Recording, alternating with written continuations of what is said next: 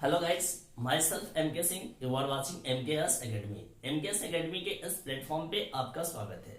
आइए आज के इस वीडियो सेशन में हम लोग बात करते हैं टाइप्स ऑफ क्रिस्टलाइन सॉलिड के बारे में।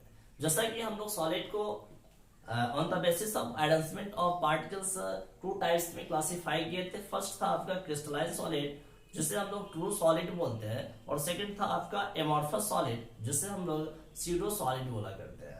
तो आज हम लोग इस वीडियो सेशन में स्पेशली डील करने वाले हैं टाइप्स ऑफ क्रिस्टलाइन सॉलिड के बारे में। क्रिस्टलाइन सॉलिड के कितने टाइप्स होते हैं? तो क्रिस्टलाइन सॉलिड आपका मेनली 4 टाइप्स का होता है। सबसे पहला आयनिक सॉलिड होता है, second molecular solid, third covalent solid, और फोर्थ आपका मेटालिक सॉलिड। तो पहले इसको हम लोग नोट कर लेते हैं, फिर हम लोग क्या करेंगे, एक एक कर इसको डील करेंगे।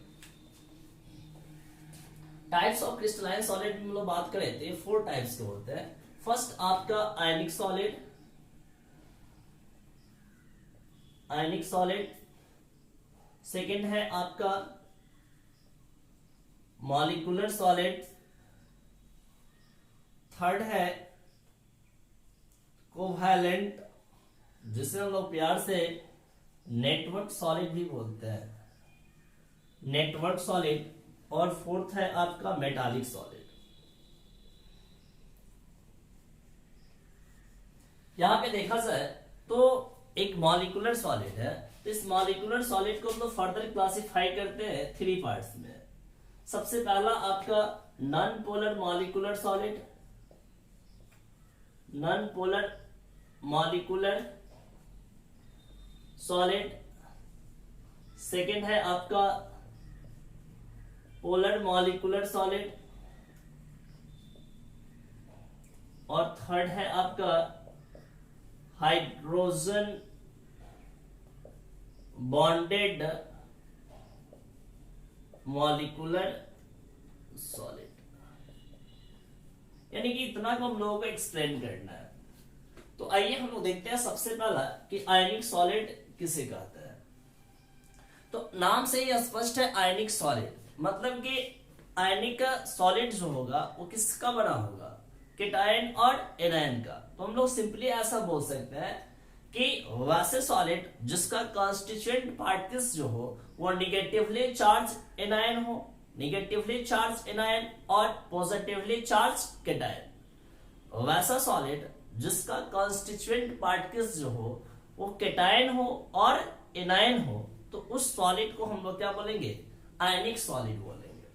अब आपको पता है कि जहां पे भी एक केटायन होंगे, एनायन होंगे, तो दोनों चार्ज के बीच में जो लगने वाला हमारा अट्रैक्शन फोर्स जो होगा उसको हम लोग क्या बोलेंगे, तो इलेक्ट्रोस्टैटिक फोर्स ऑफ अट्रैक्शन बोलते हैं। तो वहां पर यदि हम लोग बात करें कि नेचर ऑफ बॉन्डिंग, कि आयनिक सॉलिड में किस प्रकार के बॉन्डिंग पाए जाते हैं, तो हम लोग क्या बोलेंगे कि strong electrostatic force of attraction लगता है, दैट इज कूलम्बिक फोर्स लगता है, जिसके कारण केटायन और एनायन एक दूसरे को बांधकर एक साथ रखते हैं।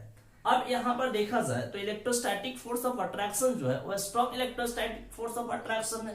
तो इस वजह से क्या होगा कि जो भी आयनिक सॉलिड जो होंगे वो हार्ड होंगे। ऐसे कुछ आयनिक सॉलिड ब्रिटल भी होता है, लेकिन जनरली देखा जाए तो आयनिक सॉलिड जो होंगे वो क्या होंगे, हार्ड होंगे। अब यदि आयनिक सॉलिड हार्ड होगा तो उसका मेल्टिंग पॉइंट, बॉइलिंग पॉइंट पे यदि हम लोग डिस्कशन करें तो उसका मेल्टिंग और बॉइलिंग पॉइंट क्या होगा, ज्यादा हाई होगा, ठीक ना। तो इन सब चीजों पे हम लोग काम कर लेते हैं पहले। तो एक एक कर हम लोग नोट डाउन करते हैं। सबसे पहला हेडिंग डालिए आयनिक solid.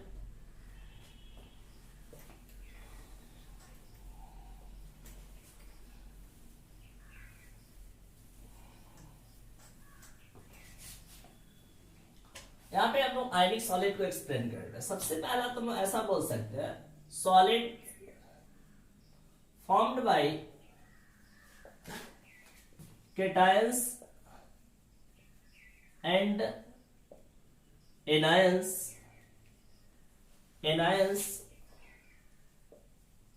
are known as ionic solid। Clear. Second point इसमें हम लोग क्या बोल सकते हैं कि strong electrostatic force of attraction, that is Coulombic force, exist between the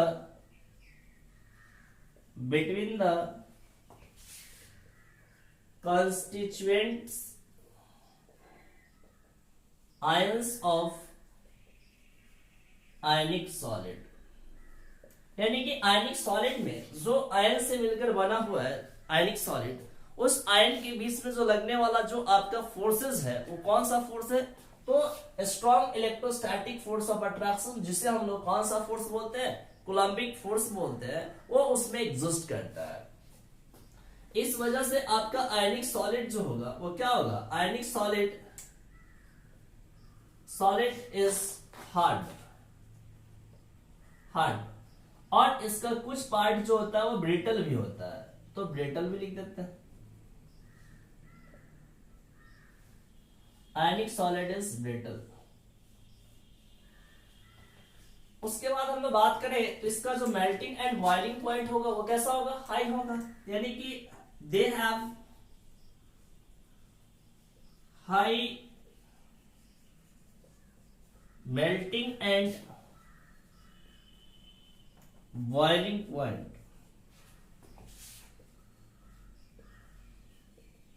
और एक बात आप याद रखिएगा, आयनिक सॉलिड जो होते हैं वो बैड कंडक्टर ऑफ इलेक्ट्रिसिटी होते हैं। आयनिक solid is bad conductor of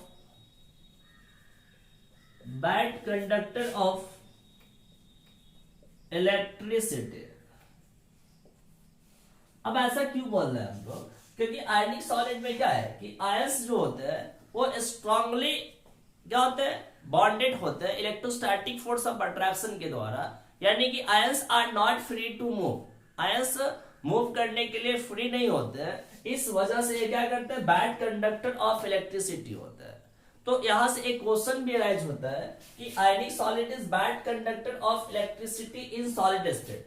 यानी कि जब आयनिक सॉलिड जो है वो सॉलिड स्टेट में एग्जिस्ट कर रहा है तो वह बैड कंडक्टर ऑफ इलेक्ट्रिसिटी होता है। लेकिन जब हम उसको मोल्टेन स्टेट में ले जाते हैं या जब हम उसको एक्वस सॉल्यूशन में ले जाते हैं तो जो भी आयनिक सॉलिड जो होते हैं वो आयंस में टूट जाते हैं। आपका आयनिक सॉलिड जो होगा वो जैसे ही हम उसको एक्वस सॉल्यूशन में डिसॉल्व कराएंगे तो किसमें डिसोसिएट कर जाता है? आयन में डिसोसिएट कर जाता है। और जब वो आयन में डिसोसिएट कर जाएगा तो वहां पर आयंस जो होंगे फ्री टू मूव, यानी कि आयंस मूव करने के लिए स्वतंत्र हो जाते हैं। और जैसे ही आयंस मूव करेंगे तो वहां पर क्या होगा? वो इलेक्ट्रिसिटी को कंडक्ट करेंगे। तो आप याद रखिएगा कि आयनिक solid bad conductor of electricity in solid state, but in molten or in aqueous solution they are conductor of electricity. They acts as good conductor of electricity। तो आप याद रखिएगा यहाँ पर, ठीक है।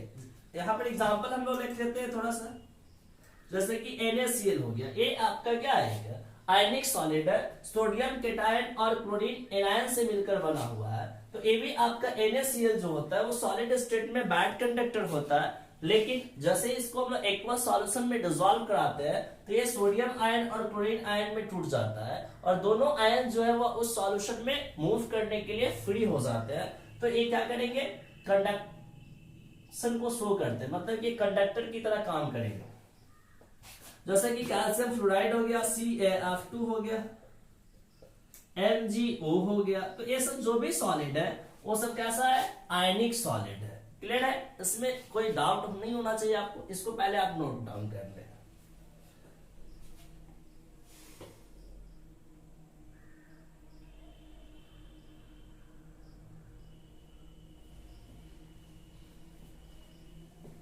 इसको आप लोग नोट कीजिए।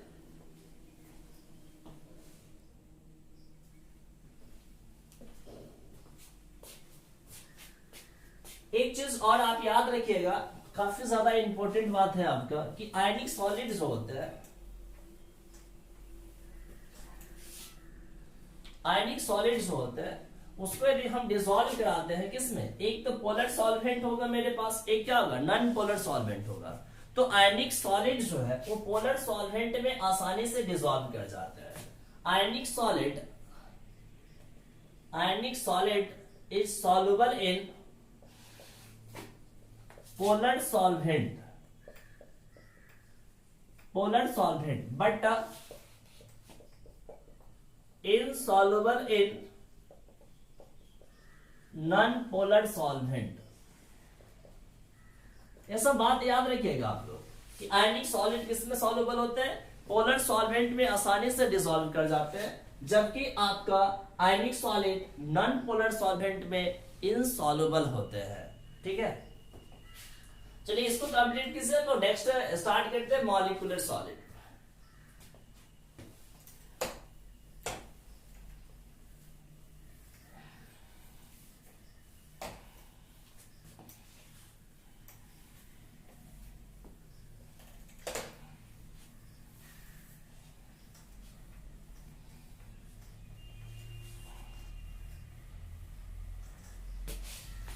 हम लोग नेक्स्ट स्टार्ट करते हैं मॉलिक्यूलर सॉलिड।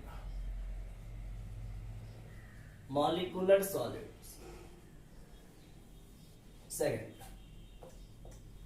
ये मॉलिक्यूलर सॉलिड हम लोग किसको बोलते हैं, तो वैसे सॉलिड जो मॉलिक्यूलर फोर्स के बने होते हैं। अब मॉलिक्यूलर फोर्स करने का मतलब क्या है, कुछ फोर्सेस जो होते हैं वो एटॉमिक फोर्स होते हैं, मतलब एटम्स और एटम्स के बीच में लगने वाले फोर्स होते हैं, उसको हम एटॉमिक फोर्सेस बोलते हैं। और उसको हम प्राइमरी फोर्सेस भी बोलते हैं, प्राइमरी बॉन्ड्स भी बोला करते हैं, क्योंकि वह स्ट्रांग होता है।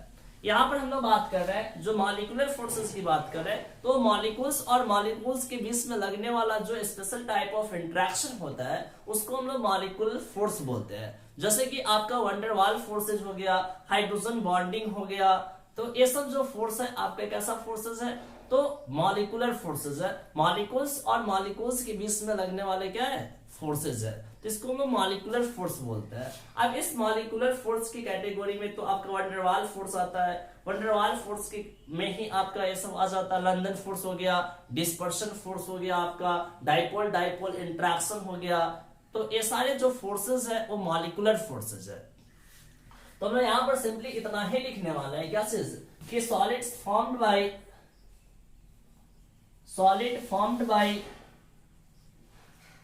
molecular forces that is weak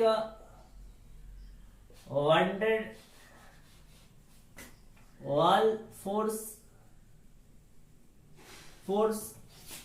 London or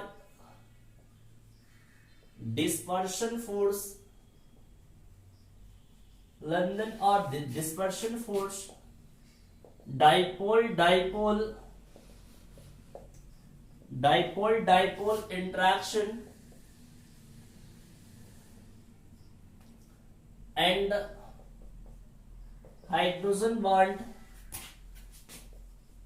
are known as molecular solid। इसको हम लोग क्या बोलेंगे, मॉलिक्यूलर सॉलिड बोलते हैं। अब यहां पर देखिए अलग अलग टाइप के फोर्सेस है, ये सारे वीक फोर्सेस है, लेकिन यहां पर देखिए आपका एक है लंदन और डिस्पर्शन फोर्स, सबसे weakest type of attractive force. उसके बाद डाइपोल इंट्रैक्शन है, ये जो फोर्सेस होते हैं वो लंदन और डिस्पर्शन फोर्स से स्ट्रॉन्गर फोर्स होते हैं। फिर यहाँ पर स्पेशल हाइड्रोजन बॉन्डिंग का केस आ जाएगा, ठीक ना। तो इस सारे फोर्सेस के आधार पे, कि किस प्रकार का फोर्स एग्जिस्ट कर रहा है कंस्टिट्यूएंट आयन के बीच में, इसके आधार पे हम लोग मॉलिक्यूलर सॉलिड को 3 पार्ट्स में क्लासिफाई कर रहे थे। मॉलिक्यूलर सॉलिड को 3 पार्ट्स में क्लासिफाई कर रहे थे हम लोग। कौन कौन, तो सबसे पहला था आपका non polar molecular solid, second है पोलर मॉलिक्यूलर सॉलिड, और थर्ड है आपका हाइड्रोजन बॉन्डेड मॉलिक्यूलर सॉलिड। ठीक है, अब इसको एक्सप्लेन करते हैं, हम लोग एक एक कर इसको एक्सप्लेन करते हैं, ठीक ना। ऐसे जनरल केस में आप याद रखिएगा कि जितने भी आपका क्या मॉलिक्यूलर सॉलिड है वो बैड कंडक्टर ऑफ इलेक्ट्रिसिटी होता है। आप यहां पर याद रखिएगा molecular solids are bad conductor of electricity, bad conductor of electricity. और जितने भी मॉलिक्यूलर सॉलिड होंगे वो सॉफ्ट होते हैं। मॉलिक्यूलर सॉलिड्स आर सॉफ्ट, क्योंकि इसमें आपका जो फोर्सेस जो लग रहा है वो कैसा फोर्स लग रहा है, weak type of attractive force लग रहा है, इस वजह से क्या होते हैं, सॉफ्ट होते हैं। चलिए हम लोग अब यहां से एक एक का एक्सप्लेन करते हैं। नॉन पोलर मॉलिक्यूलर सॉलिड किसको बोलते हैं, पोलर मॉलिक्यूलर सॉलिड किसको बोलते हैं, हाइड्रोजन बॉन्डेड मॉलिक्यूलर सॉलिड किसको बोलते हैं। आपके बोर्ड एग्जाम में जो इस टॉपिक से क्वेश्चन पूछे जाएंगे वह एक ऑब्जेक्टिव टाइप क्वेश्चन होगा। जैसे कि मान लेते हैं कि आपसे दे दिया जाए कि सॉलिड SO2 जो होगा वो किस प्रकार का मॉलिक्यूलर सॉलिड है, CO2 जो है किस प्रकार का मॉलिक्यूलर सॉलिड है, आइस किस प्रकार का मॉलिक्यूलर सॉलिड है। तो इन तमाम चीजों को जानकारी के लिए आप हेडिंग डालिए नॉन पोलर मॉलिक्यूलर सॉलिड।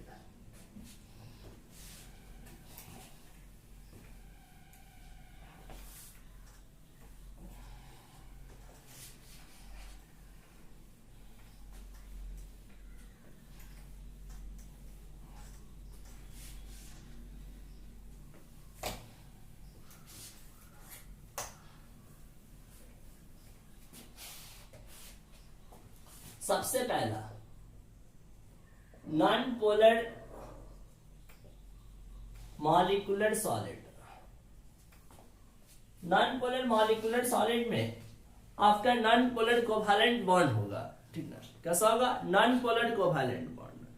और नॉन पोलर कोवैलेंट बॉन्ड में जो लगने वाला जो हमारा क्या होगा, फोर्सेज जो होगा आपका, वो सबसे वीकेस्ट टाइप ऑफ फोर्स होगा, जिसको हम लोग लंदन फोर्स और डिस्पर्शन फोर्स बोलेंगे। तो आप सिंपली बोल सकते हैं molecular solid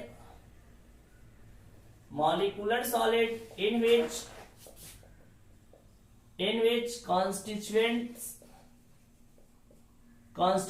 particles are held together by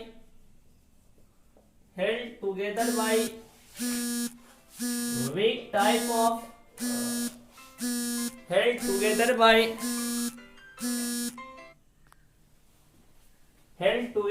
weak type of attractive force, that is London or dispersion force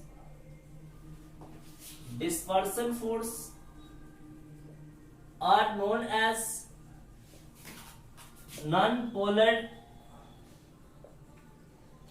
molecular solid. उसको हम लोग क्या बोलेंगे, नॉन पोलर मॉलिक्यूलर सॉलिड।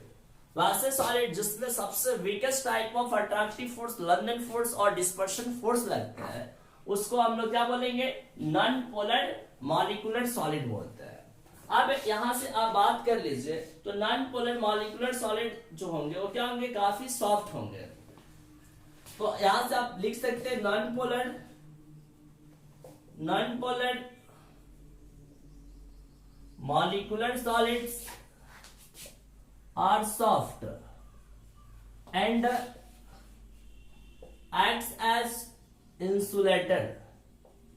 ये किस रूप में काम करता है, इंसुलेटर। यानी कि इंसुलेटर बोले तो क्या चीज, bad conductor of electricity. Non polar molecular solid कैसा होगा, बैड कंडक्टर ऑफ इलेक्ट्रिसिटी होगा। इसके हम लोग मेल्टिंग पॉइंट पे बात करें तो फोर्स ऑफ अट्रैक्शन यदि कमजोर होगा तो मेल्टिंग पॉइंट क्या होगा, काफी कम होगा। तो आप यहां से लिख सकते हैं they have low melting point, they have low melting point. अब यहां पर याद रखिएगा आप लोग क्या चीज कि एट रूम टेम्परेचर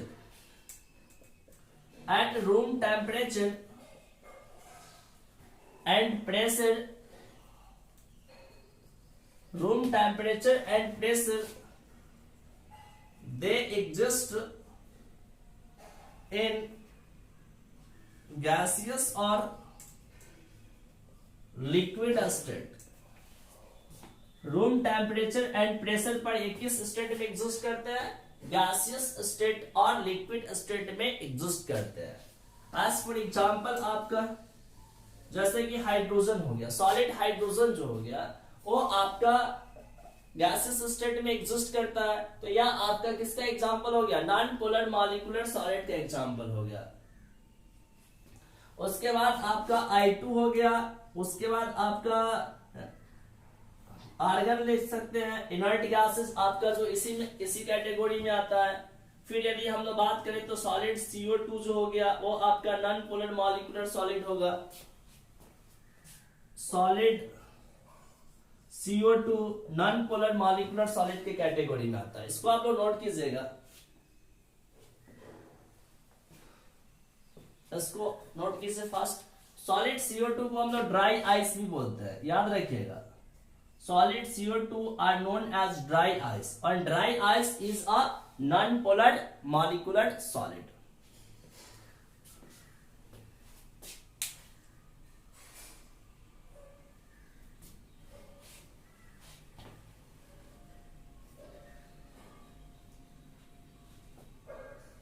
चलिए इसको नोट कीजिए फास्ट।